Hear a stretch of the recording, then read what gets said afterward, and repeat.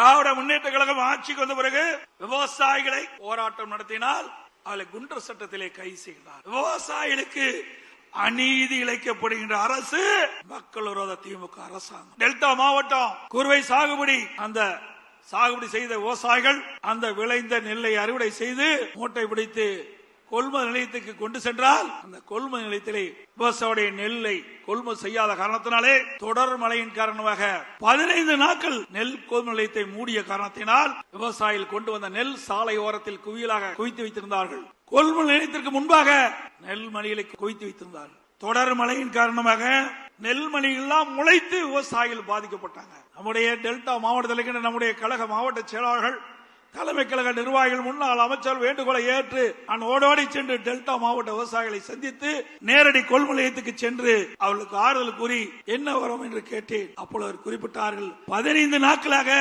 இந்த நெல்லை நாங்கள் காவல் காத்துக் கொண்டிருக்கின்றோம். அரசாங்கம் கொள்முதல் நிலையிலே கொள்முதல் செய்யவில்லை. கொள்முதல் செய்யப்பட்ட நெல்லையும் அந்த குடோனில் அடுக்கி வைத்திருக்கிறார்கள். அது வெளியிலே சென்றால்தான் நெல் கொள்முதல் செய்ய முடியும். இப்படிப்பட்ட அவல நிலை எங்களிடத்திலே இருக்கின்றது. கடுமையாக பாதிக்கப்பட்டு விட்டோம் என்று சொன்னார்கள்.